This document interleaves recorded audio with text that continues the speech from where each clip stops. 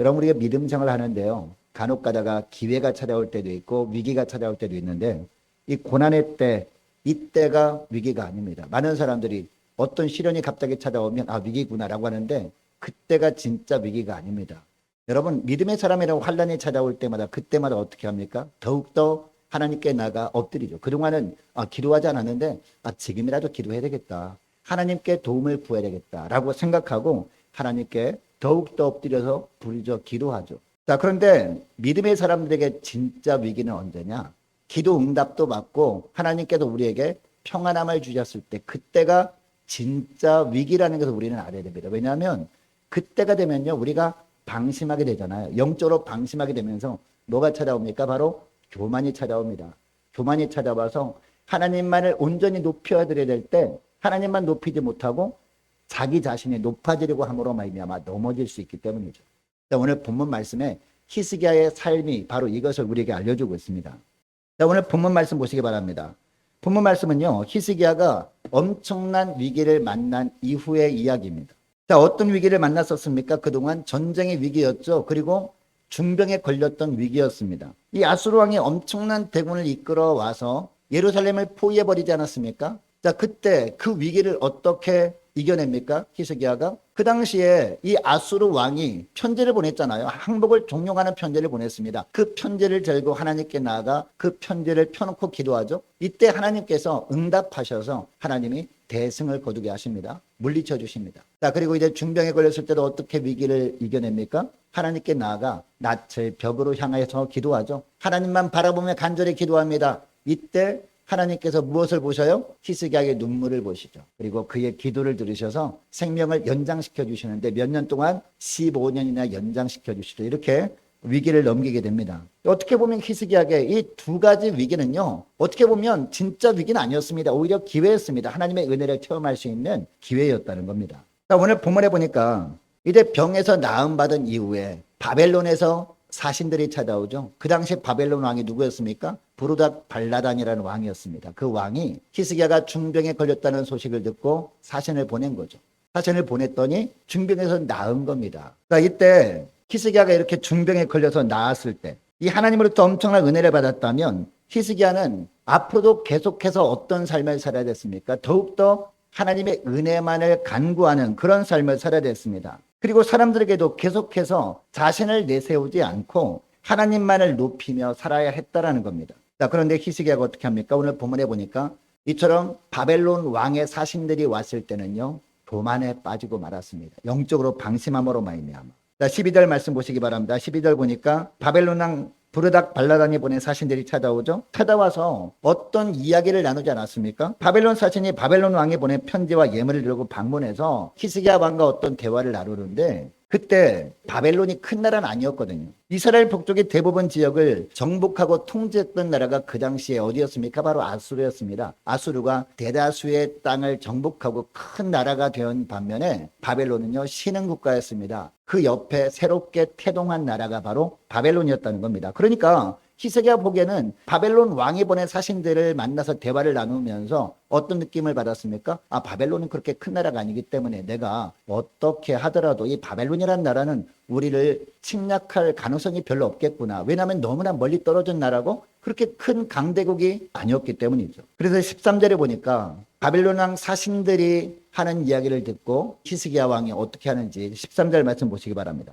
자, 13절 말씀 보니까요. 히스기야가 사다들의 말을 듣고 그 다음에 어떻게 해요? 자기 보물고의 금은과 향품과 보배로운 기름과 그의 군기구와 창고의 모든 것을 다 사다들에게 보였는데 왕궁과 그의 나라 안에 있는 모든 것 중에서 히스기야가 그에게 보이지 아니한 것이 없더라 라고 하고 있습니다. 여러분 이 본문을 보면 히스기야가 바벨론 왕이 보낸 사신들의 이야기를 듣고 기분이 좋아진 거예요. 기분이 좋아져서 우리나라다. 그리고 내가 어떤 존재인지 그들에게 보여주고 싶었던 겁니다. 바벨론에 비해서 우리나라는 이렇게 큰 나라고 이처럼 위대한 나라이기 때문에 어려운 일 있으면 좀 말 좀 해라. 언제든지 도와줄게. 뭐 이렇게 하지 않았을까요? 여러분이 바벨론 왕의 사신이 어떤 이야기를 했길래 히스기야가 기분이 좋아진 걸까요? 유다라는 나라가 얼마나 대단한 나라였는지 막 칭송했을 겁니다. 아마 솔로몬 이야기를 하지 않았을까 생각도 해보게 되는데요. 솔로몬 왕 때 어떤 일이 있었습니까? 솔로몬이 얼마나 지혜롭게 나라를 다스렸는지 주변 나라에 소문이 쫙 퍼지지 않았습니까? 그래서 남방 여왕, 스바 여왕까지도 와가지고 솔로몬 왕을 칭송했던 그런 일이 있었잖아요. 그런 소식을 쭉 다 들었습니다. 그리고 또 어떤 이야기를 했을까요?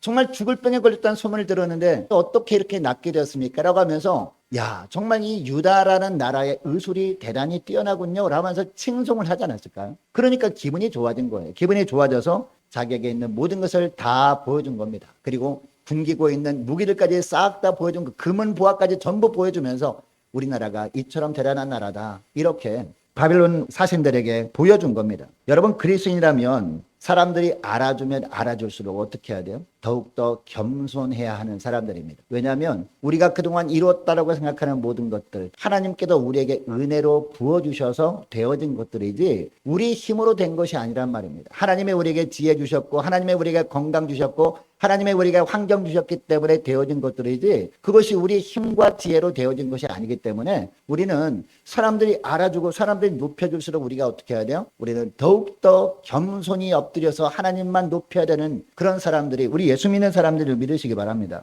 이 모든 것들은 다 내가 한 것이 아니라 주님이 한 것입니다라고 고백하는 사람들이 바로 우리들이 되어야 한다는 겁니다. 여러분, 오늘날 기독교에 대한 사회적 시선이 별로 좋지 않은 그런 상황이죠. 얼마 전에 우리나라에 새만금 세계 잼버리 대회 열리지 않았습니까? 그래 태풍 때문에 중간에 거기 있던 청소년들이 전국 각지로 숙소로 흩어져야 되지 않았습니까? 그때요, 우리나라 대형 교회들이 굉장히 큰 일을 했습니다. 기도원이나 수양관을 다 오픈을 했어요. 그 학생들에게 오픈을 해가지고 굉장히 극진히 섬겼습니다. 그 아이들이 외국 애들이기 때문에 어떤 음식을 좋아하는지 그걸 미리 파악해가지고 그것도 싹 다 준비를 해줬거든요. 그런데 뉴스에 보면요, 잠깐 스쳐 지나가는 단신 기사로 내보낼 뿐이었습니다. 자세하게 보도는 하지 않았습니다. 왜 그런가 봤더니 그만큼 사람들이 교회에 대한 인식을 별로 좋지 않게 평하는 것이죠. 이런 상황 속에서도요, 우리가 하나님의 언약 백성이라면 무엇을 하든지 어떤 일을 이뤘든지 간에 그 모든 일은 다 주님이 한 것입니다. 제가 한 것이 없습니다. 이렇게 고백해야 되는 줄 믿습니다. 이게 바로 겸손이기 때문입니다. 여러분, 오늘 본문에 나오는 히스기야의 모습을 보시기 바랍니다. 바벨론의 자신을 영접하면서 히스기야는 자신을 살려주신 하나님만 드러내야 됐습니다. 하나님께서 죽을 병에서 살려주신 것 아닙니까? 여러분, 고난당할 때는 그렇게 얼굴을 벽에 향하고 하나님께 살려달라고 읍소했던 그런 히스기야였습니다. 그런데 고난의 시기가 지나고 평안함이 찾아왔을 때 그만 영적으로 방심하고 만 거예요. 그리고 방심한 틈으로 교만이 찾아왔던 겁니다. 사랑하는 여러분, 여러분은 사람들이 여러분을 알아줄 때 무엇을 자랑하고 있습니까? 하나님이 주신 보물을 자랑하지 말고 그 보물을 주신 하나님만을 자랑하시는 저와 여러분 되시기를 축복합니다. 병에서 고침받았을 때도 병에서 고침받은 그 사실을 자랑하지 말고 병에서 고쳐주신 하나님만을 자랑하시는 저와 여러분 되시기를 축복합니다. 인생의 성공을 자랑하지 말고 내 인생을 성공으로 이끌어주신 그 하나님만 높이며 살아가시는 저와 여러분 되시기를 축복합니다. 여러분, 그러면 우리가 평안할 때 이처럼 하나님만 자랑해야 되는 이유가 있을 거 아닙니까? 그 이유가 뭘까요? 하나님만을 자랑하지 않고 하나님이 주신 것들만 자랑하고 자기 능력만을 자랑하게 되면요, 하나님께서 어떻게 하신다? 그동안 주셨던 것들을 거두어 가실 때가 있기 때문이라는 거죠. 자, 14절 말씀 보시기 바랍니다. 14절 보니까요, 하나님께서 히스기야가 교만에 빠져서 바벨론 사신들에게 자기를 자랑하는 것을 다 들으십니다. 그리고 그것을 다 지켜보시다가 도저히 안 되겠다 싶으셔가지고 하나님께서 사람을 보내십니다. 누구를? 선지자를 보내시죠. 이사야 선지자를 보내서 이사야 선지자를 통해서 하나님이 말씀하십니다.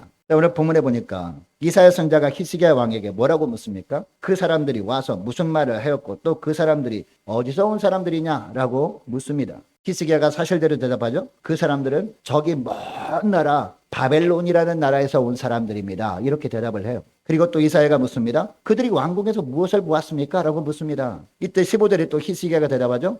15절 말씀 보시기 바랍니다. 이사야가 이르되 그들이 왕궁에서 무엇을 보았나이까 하니 히스기야가 뭐라고 대답해요? 대답하되 내 궁에 있는 것을 그들이 다 보았나니 나의 창고에서 하나도 보이지 아니한 것이 없나이다 하더라 라고 하고 있습니다. 이사야 선지자가 히스기야 왕이 이야기를 다 들은 이후에 하나님의 말씀을 선포하죠. 선포한 게 17절, 18절 말씀입니다. 이게 정말 중요한 말씀이니까 우리 함께 읽어보겠습니다. 17절, 18절 말씀 시작. 여호와의 말씀이 날이 이르리니 왕궁의 모든 것과 왕의 조상들이 오늘까지 쌓아두었던 것이 바벨론으로 옮긴 바 되고 하나도 남지 아니할 것이요 또 왕의 몸에서 날 아들 중에서 사로잡혀 바벨론 왕궁의 환관이 되리라 하셨나이다 하니. 여러분 여기서 날이 이르리니 라는 말씀을 합니다. 여러분 여기 날은 어떤 날을 말할까요? 하나님이 진노하시는 날입니다. 하나님이 징계하시는 날입니다. 하나님이 히스기야를 향해서 왜 진노하실까요? 그동안 히스기야를 하나님께서 얼마나 칭찬하셨습니까? 얼마나 대단한 왕이라고,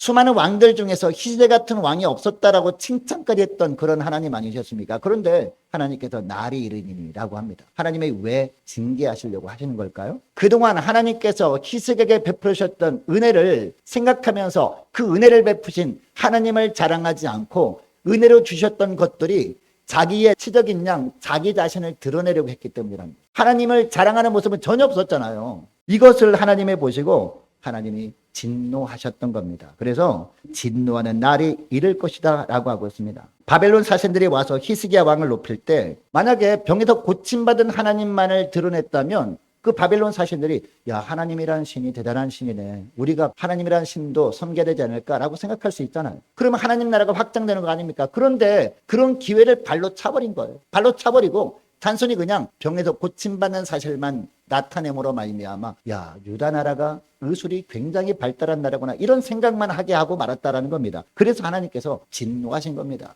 히스기야를 통해서 하나님의 나라가 더 확장되길 원하셨는데 그런 사명을 감당하지 못했기 때문에 이처럼 진노하셨다라는 겁니다.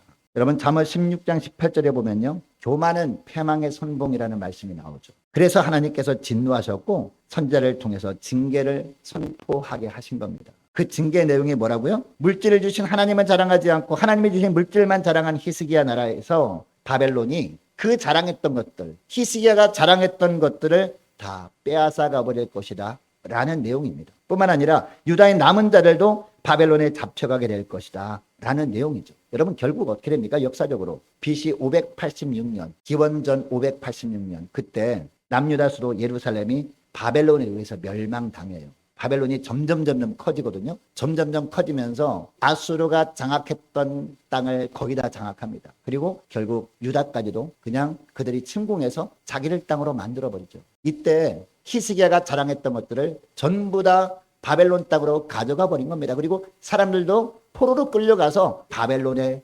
종살이를 하도록 만들어버린 거죠. 여러분 그때 끌려갔던 사람들 중에서 우리가 잘 아는 다니엘과 다니엘의 세 친구가 있었던 거 아십니까? 여러분 히스기야는 누구보다 훌륭한 왕이었습니다. 그러나 히스기야는요, 수명 연장 받은 후에는 이처럼 영적으로 방심하기도 했던 왕이었습니다. 이것을 보면 우리가 아무리 믿음으로 산다 할지라도 우리가 방심하면 똑같은 일을 겪게 될 수도 있겠구나라고 느끼게 되죠. 나는 믿음이 있기 때문에 나는 하나님만 자랑할 자신이 있어. 누구도 장담하지 못한다는 겁니다. 누구도 넘어질 수 있다는 것을 히스기야를 통해서 보여주는 것 아니겠습니까?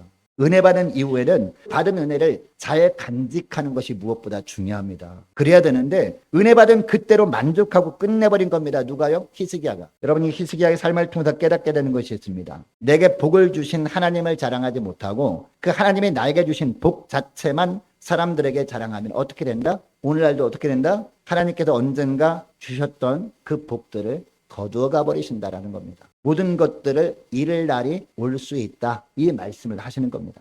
여러분 이 세상에서 가장 어리석은 사람이 어떤 사람이라는 것을 오늘 본문을 통해서 알게 됩니까? 자기 힘 자랑하는 사람들, 너무 어리석은 사람들, 자기 재산 자랑하는 사람들, 하나님 보시기에 너무 바보 같은 사람들이라는 겁니다. 왜? 그 모든 것들을 누가 주신 것이기 때문에 하나님이 주신 것이잖아요. 그런데 자기가 노력해서 얻은 것처럼 생각해서 자랑하니까 얼마나 하나님 보시기에 미련해 보일까요?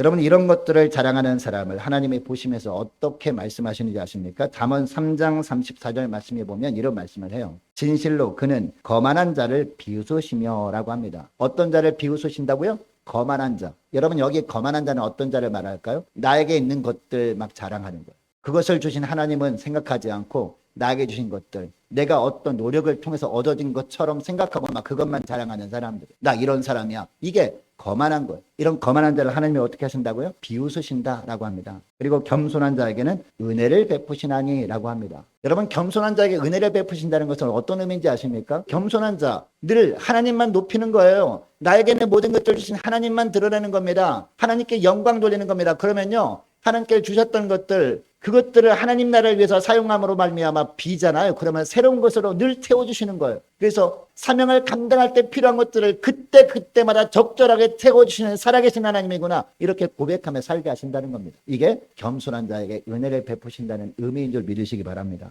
여러분, 그러니까 우리가 조심해야 할 때가 언제입니까? 하나님이 우리에게 풍성한 것을 주셨을 때, 그때 정말 조심해야 됩니다. 그리고 대승을 거두었을 때 그때 진짜 조심해야 되는 거예요. 여러분, 이스라엘 백성들이 여리고성에서 대승했잖아요. 그 다음에 정말 조심해야 됐거든요. 근데 조심하지 못하고 방심하다 보니까 어떻게 됐어요? 그 다음에 여리고성보다는 비교도 할 수 없을 정도로 작은 성이었던 아이성 전투에서 대패하잖아요, 처음에. 물론 나중에 정신을 차리고 회개하고 나갔을 때 승리하지만, 그리고 우리가 많은 것을 누리게 되었을 때 진짜 조심해야 됩니다. 여러분, 성경에도 보면요, 자기 이름을 높이고 자랑했던 자들은 다 무너졌어요. 그러나 자신을 높이지 않고 그때마다 철저하게 자신은 겸손하게 하나님 앞에 낮추고 하나님만 자랑했던 자들을 세워주셨어요. 그 대표적인 예가 누군지 아십니까? 아벨과 가인 중에서 가인입니다. 여러분, 가인은 어떻게 됐어요? 무너졌잖아요. 가인이 가인성을 세웠지만 무너지거든요.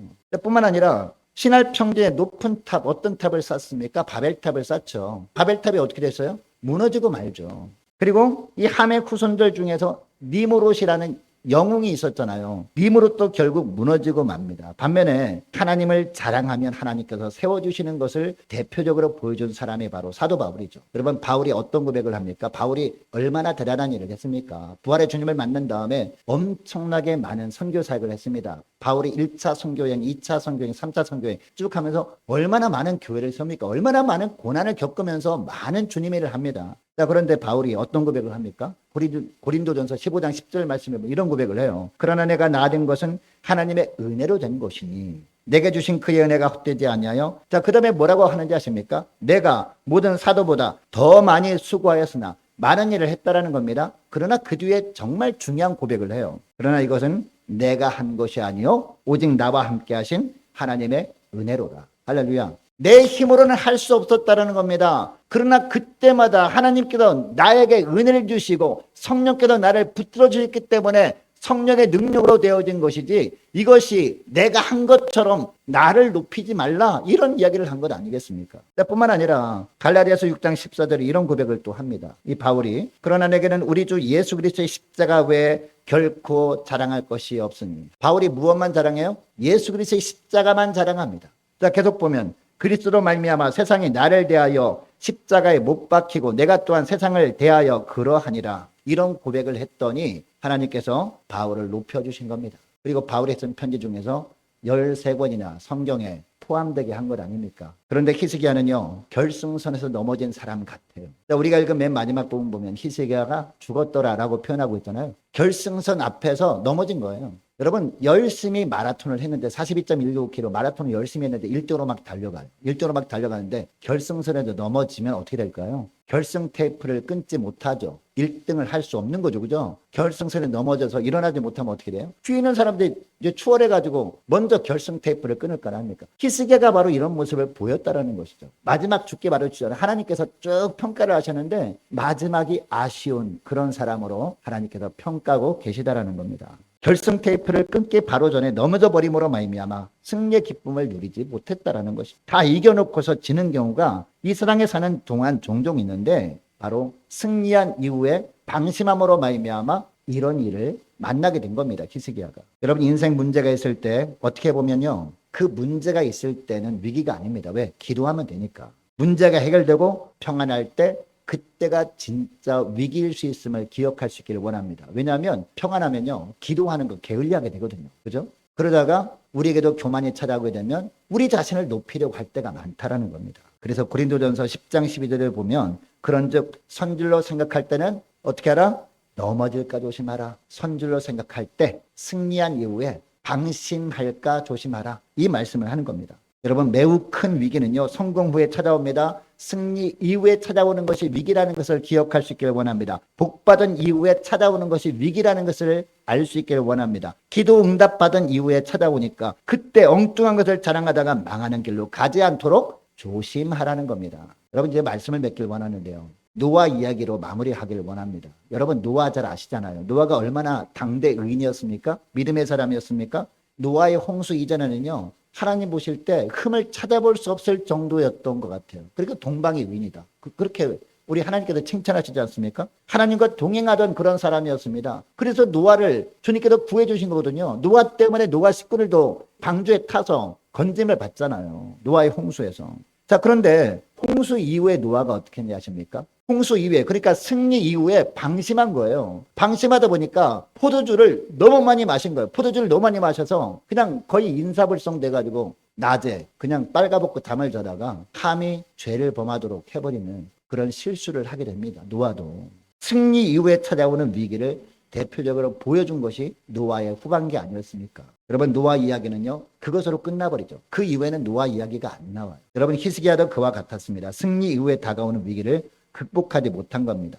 여러분, 오늘 우리는 겸손과 그리고 교만이라는 그런 말씀을 들었습니다. 여러분, 교만이 뭡니까? 나를 높이는 게 교만입니다. 나를 드러내는 것이 교만이란 말이에요. 그러나 겸손은 뭡니까? 나는 낮아지고 나는 십자가 뒤에 숨고 오직 십자가만 자랑하는 게 그게 겸손인 줄 믿으시기 바랍니다. 우리 주님께서는요, 겸손한 자에게 은혜를 베푸십니다. 반면에 교만한 자는 물리치시는 주님이시라고 야고보에서도 분명히 말씀하고 있습니다. 여러분, 이것을 기억하시고 승리 이후에 주님께서 문제기를 다 해주시고 주님께서 평안함을 허락하셨을 때 교만하지 않도록, 방심하지 않도록 조심하는 저와 여러분 되시기를 축복합니다. 그래서 하나님께서 주신 것들로 말미암아 사람들이 우리를 막 알아주고 높여줄 때 그때 이 모든 것은 다 주님이 하신 겁니다. 주님께서 십자가에 달려 돌아가시고 부활 승천하심으로 보내신 성령께서 나에게 주신 능력으로 되어지는 것입니다. 오직 하나님만을 자랑하시는 저와 여러분 되시기를 축복합니다. 자, 기도하겠습니다. 하나님 아버지, 감사합니다.